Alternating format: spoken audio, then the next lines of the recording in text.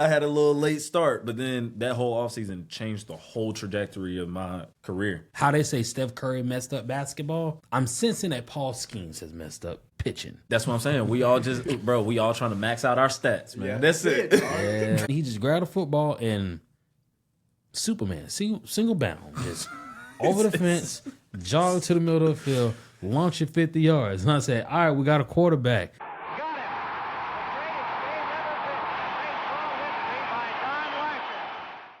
Welcome to the Savage Mountain Podcast. I'm your host, Dan Quan Mickel. This show is brought to you by Neo Life Physical Therapy and Wellness, Neo Fit, led by yours truly, and the big homie, Rated R, Robert, Dr. Movement Doc. Yep. Voila. Yeah. Also, Neo Golf. I still hold true that there are weird people on the other side of the moon. And those are some solid individuals, but they're still weirdos. Shout out to Brent. And last but not least, we're gonna pay our bills and pay homage and respect to the Most High, Neo Nutrition, the queen that is Chelsea Ellis. So the whole Neo verse has just been brought to you, and they bring us this awesome, wonderful show that we like to do and that we want to continue to do and rock steady with and bring in people that typically wouldn't be in here, but they chose to be here because they want to be here and they want to rock with me and my esteemed co-host. Hello, Bad beautiful Batchy. People. Hello. Yes, indeed. So today we bring you an absolutely phenomenal athlete that before I was exposed to, I would never have said this at all. I would not associate baseball players with top tier athletes. But this guy has said, man, you are a GD lie. And I'm holding back because I want to say it. But I'm going to respect my man because he's media trained. He's one of them ones. Hey, nah. Today we bring to you, the 808s and the bass voice, Brendan Hardy. Thank you, Quan. I appreciate you having me on. I appreciate you having me on, man. Yeah, you've been doing some great stuff. So I'm just appreciative to be a part of it. That's it, man. Yeah, but hey, not all pitchers are just pitchers. Had to remind them. But some of us, we are athletes. Yes. Shout out to that 12-1 we ran earlier. Man. Justin. Come on now. Hey, man. Bro, so with that being said, you are an athlete that chooses a pitch. And nah, that's real. So with that going on about it, and also you choosing to do a sport that typically in our neighborhood it ain't that many. You know what I'm saying? Shout out to Luther that always they say that he was Dominican. That's what they would say he was because he would have his hair a certain way because people would assume that black people when that's totally not the case. Exactly. Not in baseball. So, man, what steered you to choose a sport that's really not prevalent in our neighborhood, our neck of the woods? It's in my blood. Oh. It's in my blood. My dad played pro ball. All my brothers were on the diamond at some point. Yeah. Roots run deep. Yeah. And then my grandfather, he also played baseball. But it wasn't like he got to the pro level or anything because he wasn't exposed to it, being from a small town in Montgomery, Alabama. So, did they all pitch? No. So my dad was an outfielder. So the ongoing joke, I tell him he gave me the arm but not the bat. But come to find out, if I would have went to college and let my bat develop a little bit more, ain't no telling. Right. But I grew up playing shortstop my whole life, and I was really just a shortstop that was on the bump that just knew how to pitch. I would just go out there and throw, honestly. And then I would see how, if you swing late, I'm just keep throwing you fastballs. And then half the time, the third base coach, he's sitting over there telling the pitcher what to throw. Because he'll sit there, he'll be like, hey, man, stay back. Because you waiting on off speed. So you throw a fastball. Really, I'm not knowing how to pitch. I'm just sitting over here I'm listening to the coach, and I'm like, y'all coach is the one messing y'all up. He telling me everything to throw. So I didn't really have a real perspective of pitching until these past few years, being in pro ball for a while. But I originally just I got up there and I was like, all right, let me be an athlete. and just throw. Yeah. Throw as hard as I can. Throw and listen. Can you like Exactly. Throw and listen. That's it. like damn? Yeah, once I got the pro ball, it was all different. Yeah. But growing up, and then like in high school, all the time. Yeah. That's Throw just and all listen. it was. Yeah, throw and listen. Who do you play for? So currently I'm a free agent, but originally drafted, Yeah. played 6 years in the New York Mets organization, and then 2 years with the Colorado Rockies organization. And I've seen every level except for the big leagues. So Yeah. Kudos, bro. Kudos to that, dog. Keep I staying appreciate with it, you, bro. man. Not everybody get to do it. That's what's that an incredible stat you threw at me about the amount of people that get to actually get to the MLB. Whew. I didn't put you on the spot with it, but All right. It was, I don't know the actual like percentage, but you could look it up. I mean, like, a couple different websites say different things, but it's either 1%, like truly 1% or less than. Yeah. Like of all baseball players ever playing in the big leagues, it's like less than like 0.5%. God. Because like you can't even fill up a stadium. Yeah. With all the people that have ever had even a single day in the big leagues. It's like 20-something thousand. Damn, dude. And the fact that you got drafted is still... It's cool. It's cool. Yeah. And I mean, it's a blessing, though. It's a blessing. And especially at the time that I had gotten drafted, too. Because I was just 18. I was a late round guy. So, like, I ain't never been shy of hard work. Like, I've just known, hey, all right, you've been on the back end. So, go ahead and work your way to the front somehow. Yeah. And I mean, shoot, we still grinding. Hard work still works, man. That's again, like as I've, and I'm not shy to admit, like when I first started doing this, man, it was just like I'm working with guys that knew me from the neighborhood, and it was always football. It wasn't nothing else. If I had the opportunity to work with someone that other than football, the person that was ahead of me was like kind of like, we're gonna keep you with what you know, stuff like this. Doing this, and being like a foundational component to NeoFit has allowed me the opportunity to work with guys such as yourself. So like, man, I'm always like in awe about what you do, and I always like, man, this dude is just a damn athlete. And for you to sit there and say like, yeah, I'm shortstop, and then I end up pitching. And now you're a shortstop pitching and in a high school level and don't even do college, just go straight to the pro. So tell us, like, from not even just from a baseball standpoint, just from a societal, just as a person. Because I remember how I felt the first time I paid a bill. Mm-hmm. You know what I'm saying? You grow up quick. Yeah. I mean, just the same thing. Like, we all hit those points just at different times in life. But I would say it was like the biggest risk I've ever taken in my life, because it's like, all right, are you going in order to ball, you got to be all in. Yeah. It's just that simple. So I mean, I just went ahead and I said, you know what, I could go to college. And one of the determining factors was if I had gotten hurt, I didn't want to be one of those guys who was like, oh, well, I got hurt in college, so like I'm done, like type deal. I tried to maximize my potential as much as I can.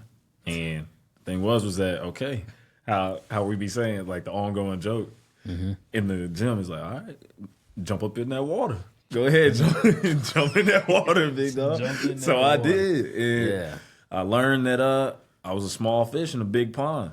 Yeah. Like, you know, coming from here, it's just like, all right, we're not as exposed as California, Texas, Florida, Georgia, Arizona, like all these other states. So it was like, okay, I'm getting in the pro ball. But then I said, oh, crap. Hey, man, you an 18-year-old kid amongst grown men. Like, they got a wife and kids that they trying to provide for. Yeah. So this ain't just a game to them. And then that's whenever I feel like I had truly locked in. It wasn't about the love for the game anymore. It was like the job aspect started coming in, and it said, okay, like this is real. And then once I started seeing guys getting cut around 19 years old and 20 years old, and then they trying to figure out their life because they didn't go to college either. and they took the high school route. I'm like, okay, it's time to buckle up, man. Like, this is a business. Bro, that's scary. Yeah, That is scary, dude. oh yeah, 1,000%. I'm gonna pivot real quick because it's something that's happened. Because like now that guys, it's like I ain't gonna say that they failed, but they like whenever they go to the G League, and then they're like, I don't know, I still think I may need some development. They're now being able to go back to college. I think one guy's going to Alabama, and the other guy I think it's Baylor or something like that. Do you think, like when you 18, 19, 20, do you think if that opportunity was to happen to you, like in today's game, you think you would go back? Yeah, because you're not at the age, you didn't get to the MLB. You're like, man, you know what?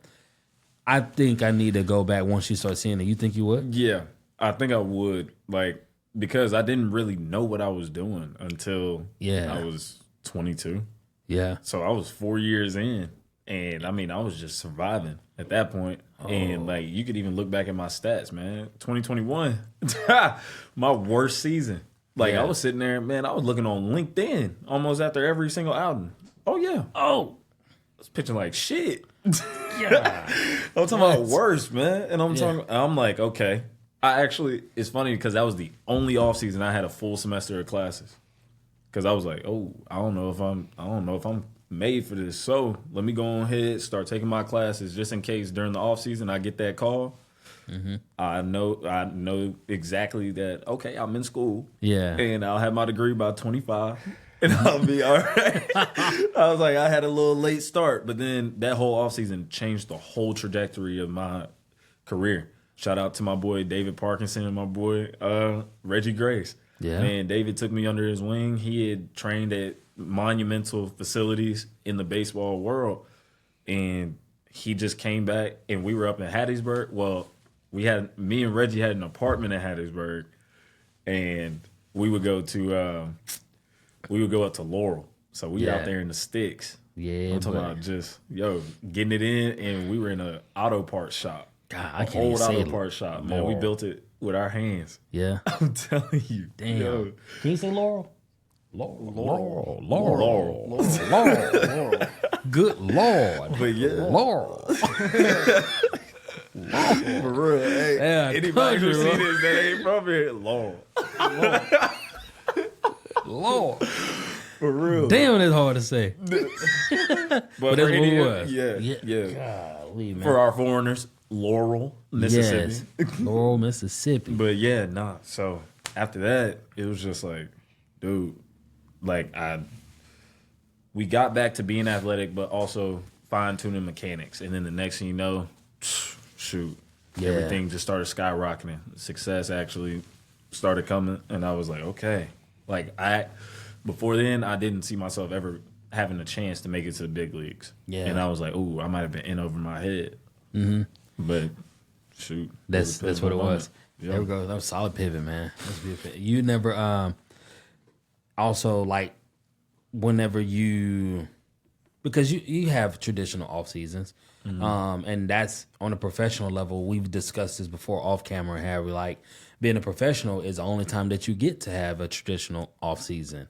And me now working with the athletes that I do now, and the majority of them being baseball players, I am witnessing or noticing that there is that off season shit is for the birds. And that's very archaic of a mindset of me. And as a strength and conditioning coach, it kind of puts you in a bind where you're like, you want to explore, see growth, but then also you got to manage, and which is like doing maintenance, and that's where everything kind of gets static a little bit. So you got to find and tweak where you can see growth, but injury prevention is always the main thing. Yeah. With you like running that circuit and going into like the youth development and working with younger kids, or seeing that as you got to the professional ranks. I swear I'm gonna get better with it, bro. I swear I'm gonna get better. I swear. How do you manage or see like the difference on the way that you came up into the game of baseball opposed to the athletes now? Because it's it's such a strong desire to like my kid need to be an ace. My kid need to be how they say Steph Curry messed up basketball. I'm sensing that Paul Skeens has messed up pitching.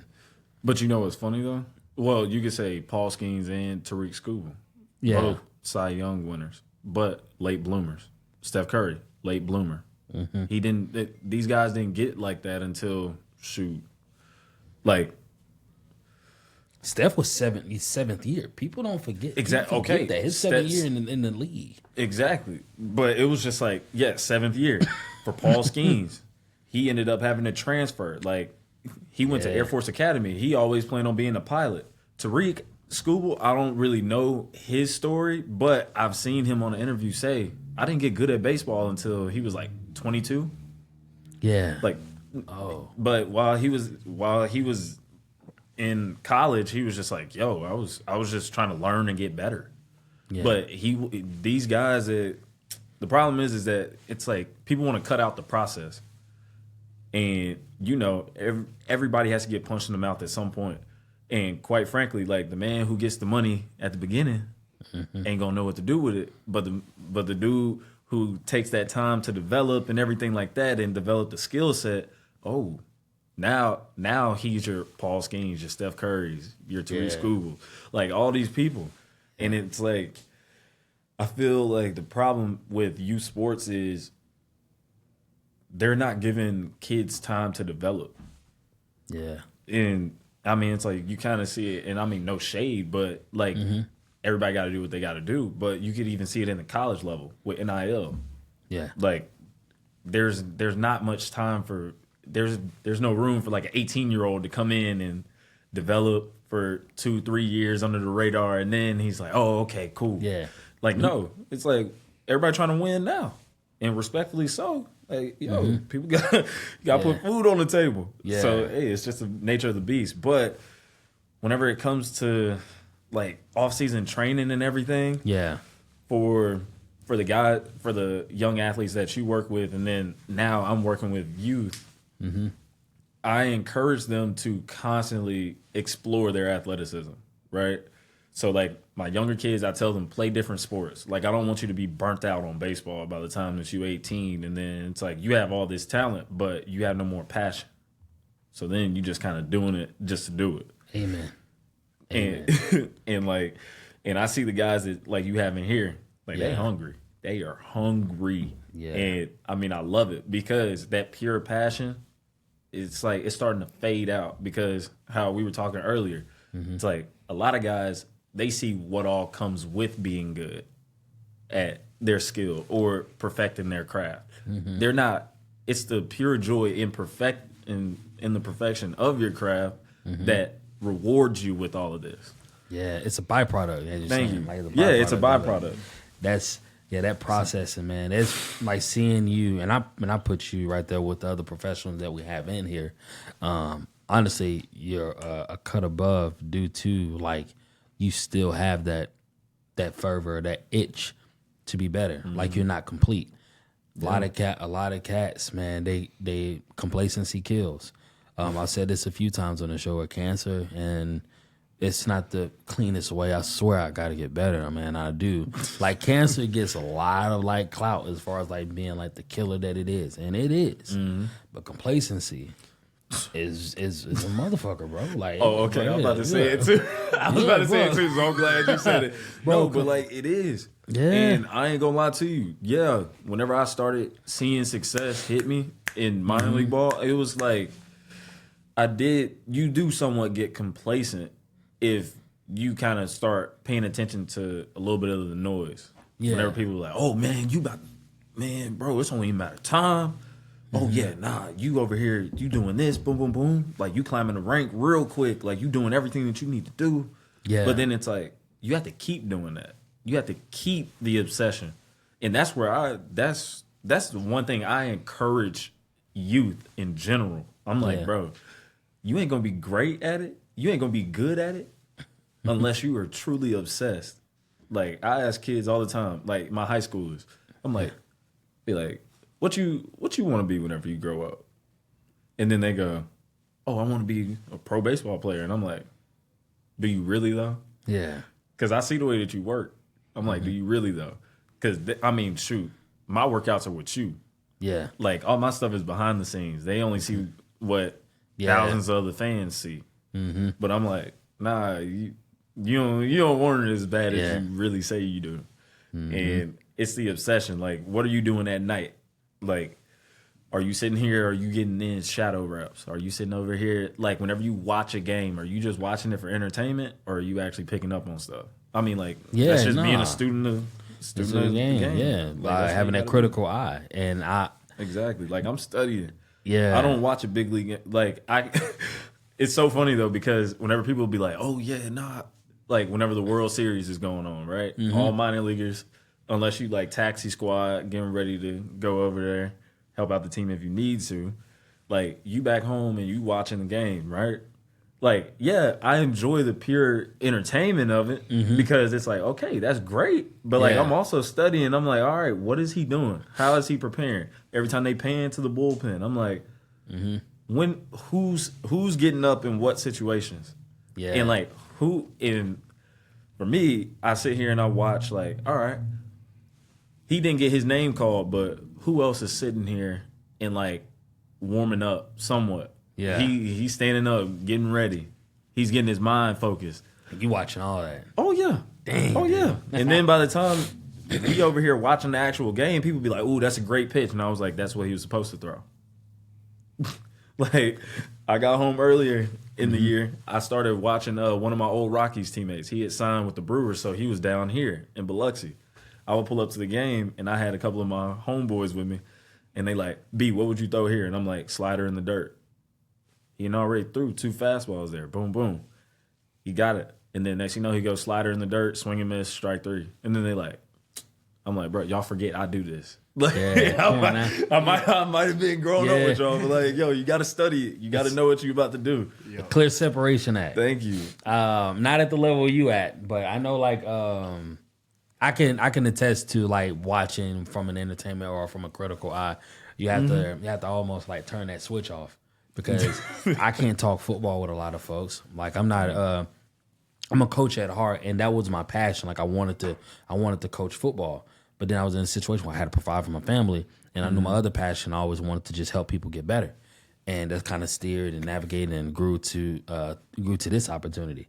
But yeah, man, whenever it comes to talking and watching football, yo, I do that shit by my lonely dog. I'm like, I can't. Nah, I can't watch this with you. Exactly. You know what you talking about? He's yelling. Hey, you a Saints fan, but you don't know what you talking about.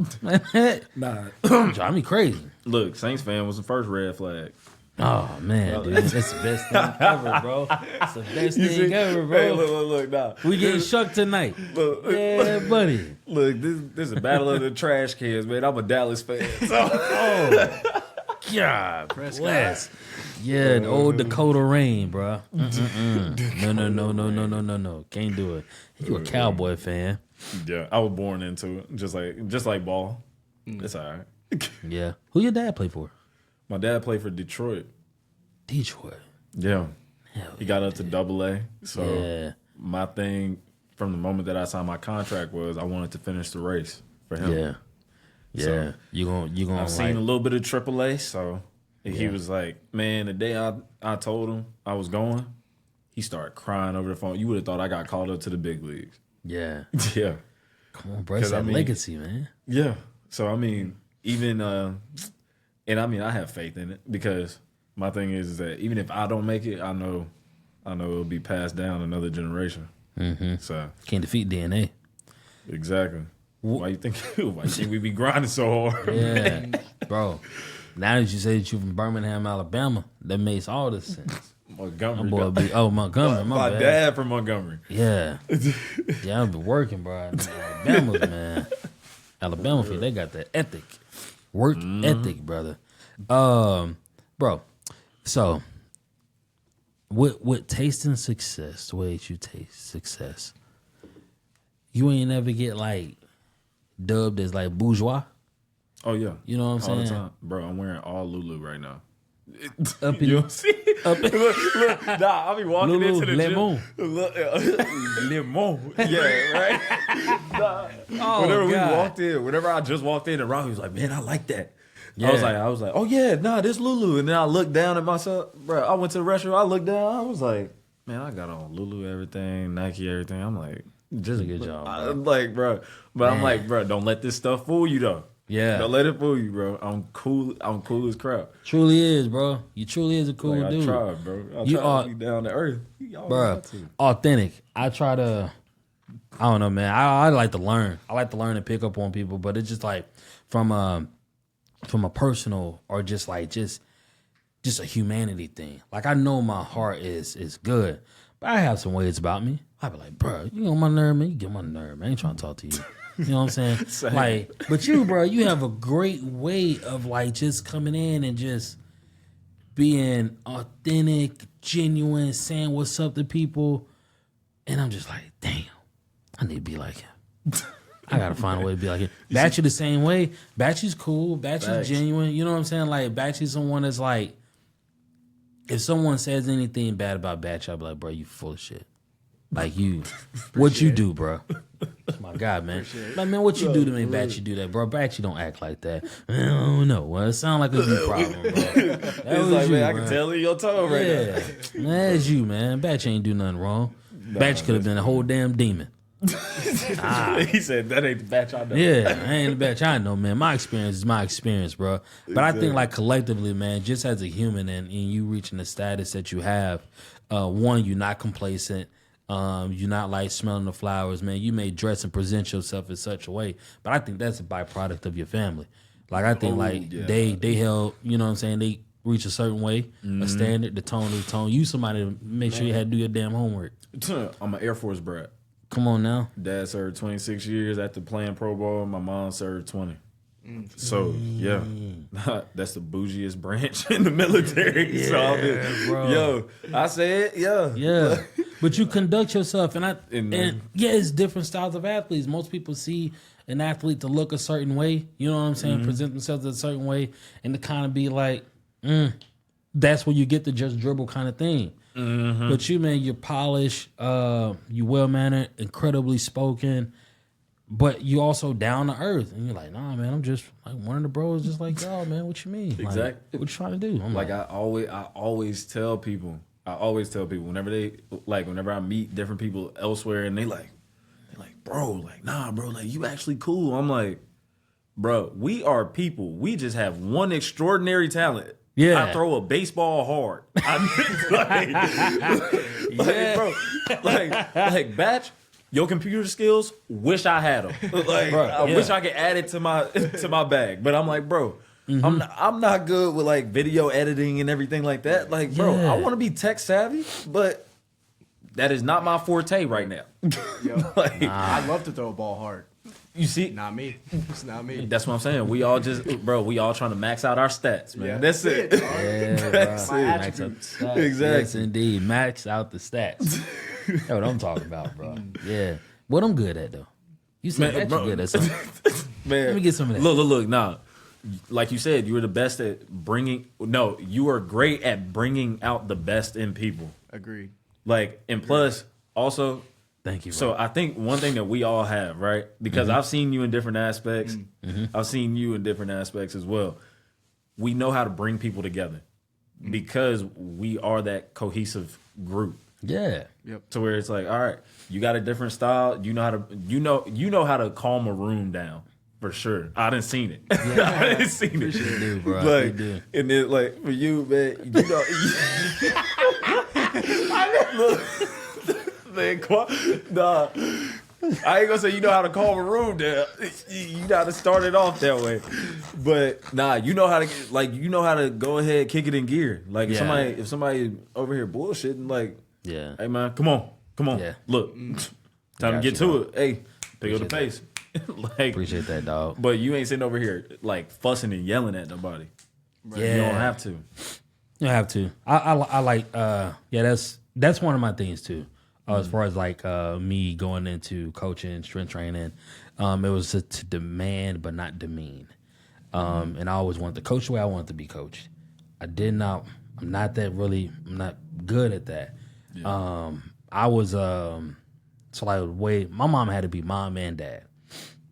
So the same person that bust your ass was the same person that was gonna hold you and, you know, do the nurturing that mothers do. Sometimes it wasn't as much nurturing because we didn't allow that, you know, because that's what it was. But she also showcased empathy, you know, and I always try to find myself of like, all right, let me find that in these situations and learn that better, but not coming from, I guess the way that you had the duality, because you had mom and dad, right? And you could balance off that. Yeah. I just had that one person. So sometimes I'm just like, you can demand, and but you don't need to demean. And I was always really key on focusing on that because I know, like, at certain points, because my mom had to do both, it would be a little bit of slippage there, you know? But as you, understandably so, you know? But as you get older, you start to notice that I'm like, all right, I respond a certain way to certain things. That not everybody want to respond like that. So just because I was raised a certain way, not everybody gonna be raised like that. And so before I was like hitting with certain techniques and spewing out this kind of knowledge and information and what you expected from the application component, it's like, how do you make people feel? How do you make people feel? And I always contribute that to the way that my mom raised me. So it's like she may have said some shit that needed to be said. But at the time, I was not trying to comprehend that because I felt like I was ready for war. You know what I'm saying? Like, hell no, I ain't trying to hear this shit. I don't need this right now. Like, this ain't it. But as I got older and then started seeing, like, the way the approach was different, it was necessary, and then I got a level of maturity for like, oh, this is why she did it, because, motherfucker, you just put a hole through a window. She ain't trying to pay for that. You know what I'm saying? For sure. So that's why you ain't Quan Mickel right now. You this MFer and this MFer. Like, I can't believe you. Like, yeah, exactly. So like, whenever someone doing something wrong, like, man, motherfucker, what you? Hey, bro. You gotta catch it. You should have went right here. I wanted you to go here, but I need you to do this. Breathe, relax. We'll be okay.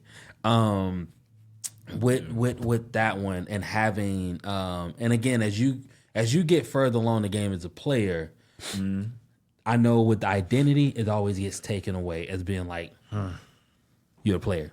But now you're slowly evolving into coach as well. So how do that duality of having mom and dad with that structure, how does that bleed into your coaching? Because as much as we say that they don't influence us, they do. They do. They do. I could say I definitely take after my dad coaching. Yeah, coaching wise. Because he was always super knowledgeful and always wanted, and like I don't tell them the same thing. I don't tell my kids the same thing that he used to tell us. Yeah. He'd be like, Man, y'all don't want to do shit right. Y'all trying to get to where I've been. Oh, yeah. I'm like, okay, I get it. You played pro ball. Cool, whatever. Like, that was me. Yeah. So I'd always be like that. But, going into coaching, it's like my playing style also. They encourage you to be more, I would say the game now encourages you to be more of yourself, to display that. Because at the end of the day, it's a business, and like I know that the difference in baseball is that other sports have more recognizable personalities. Yeah, there we go. Okay. Because it's hard to recognize a baseball player whenever you're out and about. And the thing is that we need more of that in the game. So I do encourage, like, I had to get back to doing it myself. But I do encourage my kids to also do that as well. Like, be you. Yeah. Like, I spot the good qualities that you have. And then also sometimes you gotta hit him upside the head a little bit. Like, hey man, get back in check. Like, get back in check. Hey, like it's cool that you goofy, you funny, but you gotta know when to turn. And I help them with that, knowing when to rein it in, lock in, everything like that. Like the biggest thing about baseball is you could be really good consistently if you know how to lock in for 5 seconds, and then relax for the next 10, and then lock right back in, because that's how our game is played. Yeah, throw a pitch, okay, boom, nothing happened. All right, reel it back. Golly, chilling. I feel like you almost have to do that in baseball, because I feel like if you stay locked in from start to finish, you ain't going to make it past the third quarter before you drain. I would say you that know what I sounds mean? exhausting. Mentally. Exactly. Yeah. Yeah. No, 1,000%. Like, you hit it right on the head. Like, dude, you ain't gonna last all game if you sitting over here like super intense and everything. I'm like, bro, look, now even playoff games, like that stuff is intense. You know, you know the environment, but it's also, but if you can constantly like hone it in and then bring it back to self. Like, I know Robbie always talks about it, right? Like, not getting caught up in the noise. Yeah. Because he's like, at the end of the day, like, your objective is still to pitch or just perform your job. Like, the game takes what it takes. Yeah. Stop trying to do more. I mean, you know, I encourage that all the time. Hell yeah. But if you throw something, bro, and somebody smack that shit north, I'm gonna be you just gonna be like, you gonna be good? No. Yeah, that's what I'm saying. I was like, yeah. I'm gonna be pissed, but also at the same time, next pitch. No, because that actually bit me in the ass. Yeah, bro. You're ready for war. Tell me. No, I want some human stories. Okay, Tell me this. You want to know about this? Do I? Okay, so how did your last high school football game go for you? Man, my last That's a good question. Bro, that's what we're gonna do. Yeah, I'm gonna ask you. Look, did you ball out? Man, actually, no, I did not, bro. I stuck to the scheme. I really did. And I stuck to the scheme on like what was asked of me to do. Did you ask yourself that? Like, my last game, what am I going to do? Am I going to stick to the script, or am I going to ball out? No, because I didn't. Personally? No, I didn't, because I didn't think getting off that bus, I was like, this is it. This may be my last game. I was like, yeah, that's true. no, I'm gonna play it just a matter of like win. Yeah, I'm gonna do my part in order to win. So let me you're not just bigger than the program. Yeah, so, and that's ultimately that was my demise, because I wasn't thinking individual. I was so like entrenched in team.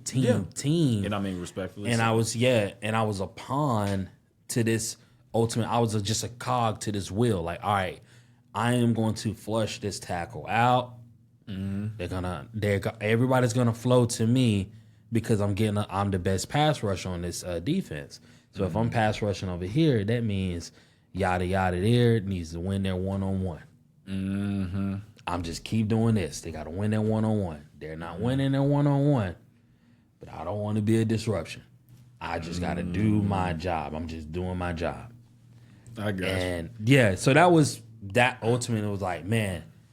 And I always am like, man, I should have did some. I could have did what I've been doing. Just go off script. Exactly. Improv, do my thing, be the athlete that I know I am. Exactly. But no, I did not. So you got me with that one, bro. All right. Well, no, I was asking you that because, like, the thing is that a lot of people, right? Yeah. They go off into pro ball and they go off into college and they all have like, oh yeah, especially pitchers. Oh yeah, my last high school game that I pitched, man, I practically threw a no-hitter, man. I only gave up one hit. Yeah. This, that, the third. Everybody's so happy. Nah, bump that. Mine ain't in that way. My last high school outing had few pro scouts in the stands. I remember Mississippi State and LSU were up there. Go Tigers. Go Tigers, baby. Come on now. Bayou Bengals. But nah, man. I hear you. The audience hear me too, right? Exactly. But nah, man. So I remember we were up in George County and they had an All-American on the mound, younger guy, and then they also had my boy Trevor McDonald, who just got to the big leagues with the Giants. So, but he was like, shoot, they had three main dudes, right? Mm-hmm. So those were our 3 targets. But you couldn't forget about my boy who was leading off, Ethan Coleman. Hey, Okay. I'm telling you, man. Top tier? Yeah. Top tier. Oh yeah, not scrappy. Yeah. Scrappy. I ain't gonna lie. Yeah. I ain't gonna lie. He deserved to get more out the game than he did. Yeah. So bro, that's nah, cool. much That's respect for sure. That's but cool. That's nah. So 2 of those guys ended up getting drafted, and so we already knew like it was gonna be a pretty good dog fight. It was whatever. Mm-hmm. And I mean, we had 7 signees my senior year, so it wasn't like I wasn't dolo out there. Nah, I got Yeah. I got my army with me too. So next thing you know, boom, it was a great game.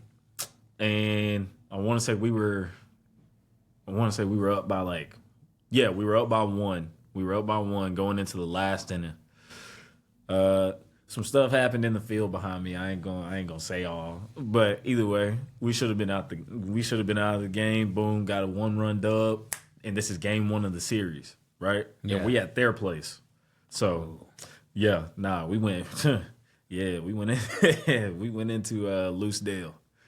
Trying to go ahead snake out a dub. I'm on the mound and what was it? Ended up bases loaded, 2 outs. Got a 3-2 count. I'm talking about I'm talking about all that. I throw a pitch right down the middle. Throw a fastball right down the middle. Kid starts walking back to the dugout. Crowd goes silent. I'm talking about I'm talking about everybody. They like, dang, all right, we done lost game 1. About 2 seconds go by. It's just super silent. Next thing you know, umpire goes, ball. Everybody in the stadium going crazy. They fans like, what? Next thing you know, boom, tie ball game. I'm talking about crowd. Everything was rowdy for about a solid 5 minutes, right? And this is where I'm telling you, like, bro, what if he hits that thing north, right? Yeah. Next pitch. You got to focus on the next pitch, Yeah. always. So I'm like, all right, boom, I'm pissed off, all this other stuff. I'm kind of cussing out the umpire every single pitch that I throw. Boom, 0-2. I hang a curveball, walk-off grand slam, ball game. That's how my high school pitching career ended. Yeah. So that's why That's a good movie. Damn, gypped. Damn, I'm telling bro. you, nah, and that umpire will apologize to any Harrison Central head coach every single year that he sees them. Like, I get a text every single year whenever I'm gone. If that umpire called one of their games, head coach will always be like, hey, man, look, your boy said sorry again. I'm like, nah, bro, you can't get it back. You can't get it back. A grandy. Yeah. Grand slam, dog. That's how my high school pitching career ended. Yep. Very last pitch. And it was just funny though, because like that taught me a very valuable lesson. I'm sitting over here worried about the walk, everything like that. Yeah. If I strike this dude out, we good. I execute my pitch. Boom, we good. All right. We live to fight another inning. All right. So Golly, that was it. always, man. It's like it's same thing on the football field. Whenever you mess up, shoot, next play. Next play. Yeah. Next play. Hey, you gotta- can't get them yards back. Yeah. You gotta have amnesia to the bullshit. Exactly.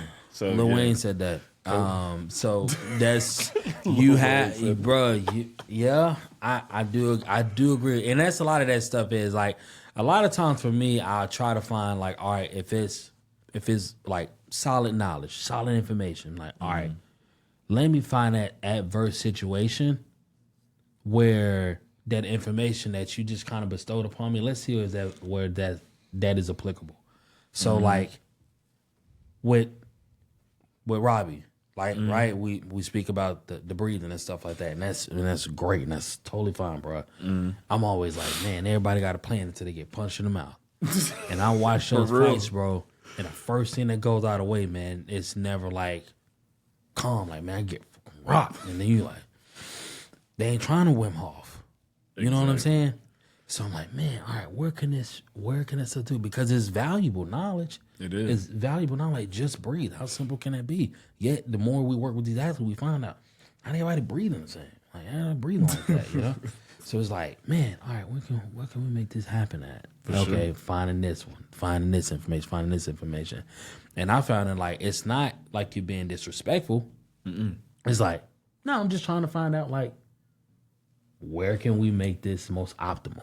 You know what I'm saying? That information. So whenever you say, like, go to the next pitch, I'm like, man, well, but that situation right there is like, I should have. It's in the point of chaos. That's whenever whenever you should always just breathe. Now, I can't speak for being in the ring because you ain't gonna get that out of me unless it's WWE. Come on now. That's coming. But at the end of the day, it's just like, I would say it really kind of ties down to this, right? Like, if you have a relationship with Christ, like in the midst of every battle, in the midst of chaos in your life, like he's still there. So you just always have to find a way to calm down. Yeah. Realize, like, you got a game plan. You got to just retract yourself from the situation and kind of look at it from a third person view and then be like, okay, how are we going to strategize to get our way out of this? Yeah. And it's like, it's not necessarily touching a hot stove and then running.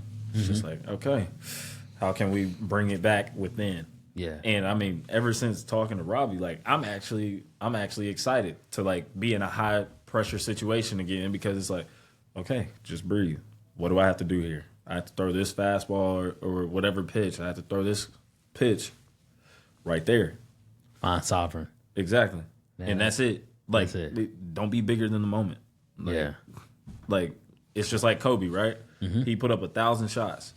He do his game-winning. He sit over here, practice game-winning shots all the time. Yeah, you ain't gonna always make it, but like, it's still just a shot I have to put up. It's a pitch I have to throw. The game takes what it takes. Stop making it greater than what it is. My man, dude. That's solid, bro. That's solid. Look at that, dude. I feel like that's an incredible stopping point. But Yeah, we're at 125. the 125, yeah, 125. okay. I like where we at, man. I like the sovereign piece, but the level of, like, how you can find, like, you know, calmness and chaos, a level of calmness in the storm. That's a beautiful thing. But if you can give me like, who's your top? Give me a top 5. Like, who's your top 5 pitchers right now? Top 5 pitchers right now. Or they ain't even. Just give me your pitchers that you like to watch. Pitchers that I like to watch. Yeah. I like to watch Tariq Skubal. Okay. I like watching schemes because, like, man, that's just. Then you're an LSU I'm sorry, fan, that honestly. yeah, and I'm an LSU fan, but what was it? Inhumane. That is just inhumane. Yeah. Like, How tall is he? I want to say like 6'5", 6'6".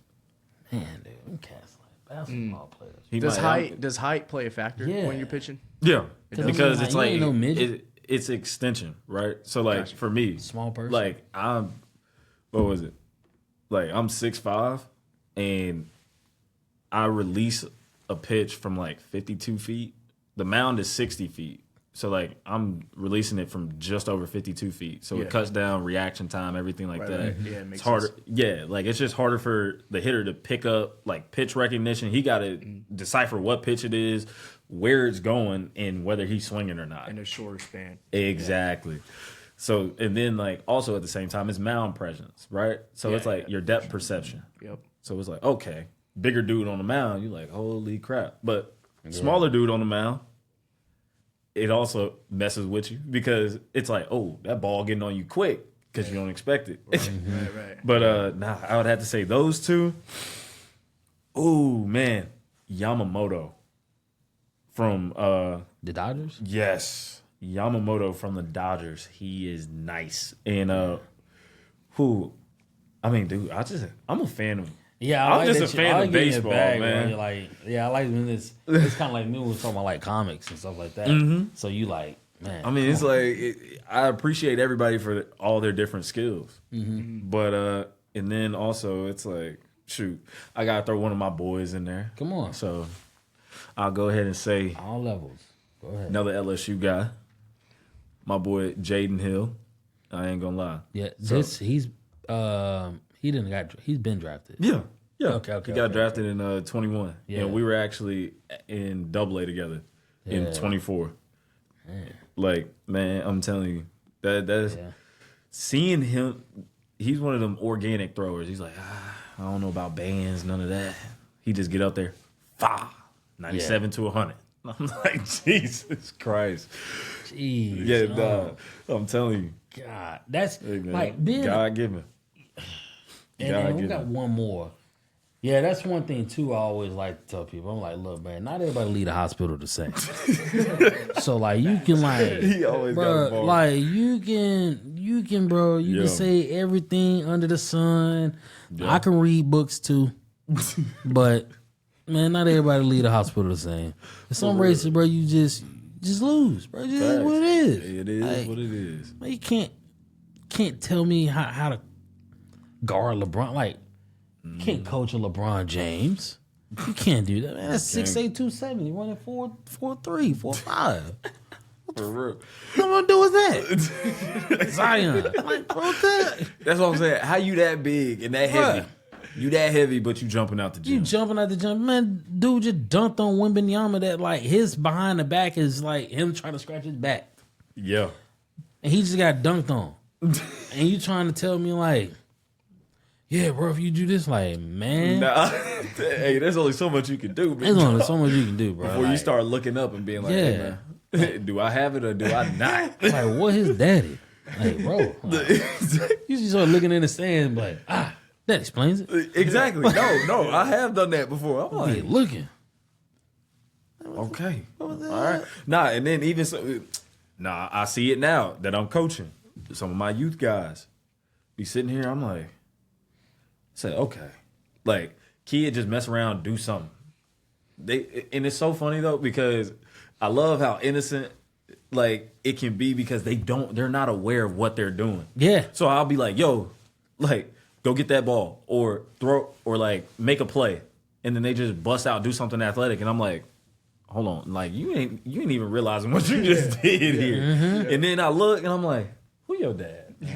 And then I look at their dad and I'm like, yeah, Yep. you about 6'3". Look like you played ball back in the day. You played something. Yeah. You definitely played something.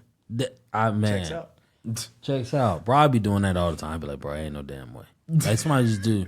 Like one of my stories, and I'm gonna get that last top 5. It was like Jacquel Green. Everybody know the story, But we was over here by the field, man, and we was throwing the ball in, and we was still like in our heyday, so we was like still like working on routes and drills and stuff like that. But I'm slowly getting to the phase where like, man, I might want to think about coaching. I want to possibly like get into that area of coaching. And Jacquel was just over there by the fence. He was like, hey man, can I play?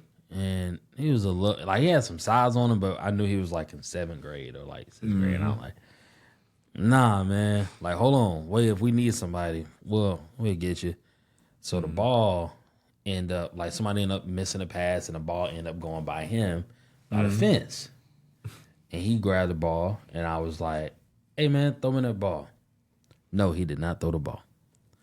He looked at me, stepped back, and jumped over the fence. And I was like, Yeah, you can play. you know what I'm saying? Hey, man, throw me that ball. And then he proceeded to, again, not throw me the ball. He walked to the middle of the field and go, watch this, and launch it 50 yards. And this is after he cleared the fence with no prep, no mound, no step back, nothing. He just grabbed a football and Superman, single bound, just over the fence, jogged to the middle of the field, launched it 50 yards. And I said, all right, we got a quarterback. So who else out here trying to play? And again, like you seeing people like doing something, like, bro, what the hell? Like, You can't explain that. No, for real. And it just drives me mad when people try to. I'm like, God is real. At least in my world. Like Exactly. sometimes he just put his hands on people. Science They just can't prove everything. no. It proves a lot. Boy, I love when the science catches up to God. Mm-hmm. God bless. That's unreal, man. But I mean, Man, let me get your fifth one, bro. Cause all right, my fifth. You hitting us with these blessed individuals. All right, and then shoot, man. Who is somebody that I could? I mean, I honestly, like I told you, man, it's open ended because I appreciate like what everybody does, and I learned like I'm a student of it. So it's like it's hard for me to say like from an entertainer standpoint, or like from an entertainment standpoint, I'm like, oh yeah, nah, this is my best picture. But I'd have to say Zach Wheeler as well. Oh, that sounds like Zach a deep Wheeler. cut. You gotta let me know. I don't know what that is. You see, you got Zach Wheeler, Jacob DeGrom, dudes like that. And I know DeGrom. yeah. Oh yeah, nah. Okay. And no. It's a funny story. So DeGrom, whenever he was rehabbing and we were in low A in 21. Because he was the Mets. Yeah. Mm-hmm. And so was Zach Wheeler. But his light was always dim because DeGrom was better and Noah Syndergaard was. Yeah. Wheeler went to Philly. Whew, different. Going crazy. He different. He didn't just go to another team. He went to a rival. Uh-huh. And at least ain't nothing sweet about it, man. Yeah. The East Coast is different. East Coast ball different, huh? Yeah, but nah, I'm telling you though, like seeing those dudes, like whenever I first got into pro ball, and these are the guys that are like walking around the complex and everything, I'm like, okay. Yeah, I ain't just go to no, like, this ain't no rinky-dink organization. No, you like, did not. these are the New York Mets, dog. Like, New York, that's what really became prominent. And I was like, okay, no, they invest here. And once everything started clicking, I said, okay, you got to get real. You got to get serious. Be real with yourself. Damn, dude. But, yeah, DeGrom, we were in low A, and this man, he came back for his rehab outing. And he was saying he was nervous because he didn't know how his body was going to hold up because that was his first time ever being injured. So he was like, okay, cool. Also, shortstop all throughout college. Pitching was secondary. Him, DeGrom. Wow. Exactly. Athlete. Exactly. And then now he's over here. He's Jacob DeGrom. Yeah. But thing was that, but he was nervous about potentially getting hurt again. Cool, whatever. Like, understandable. First rehab outing. Within the first 3 pitches, he was up to 103. Tell him calm down. Nah, I'm talking about Dyson, us youngins up. Man. Well, I say us youngins because we all about the same age, but the Cardinals, the Palm Beach Cardinals at the time, boy, I felt bad for them. I'm talking about he's out here. First pitch of the game was like, we said over or under. Oh, crap. Hold on. You got to edit that out. Yeah. Nah, that sounds like you're betting on baseball. But we were like.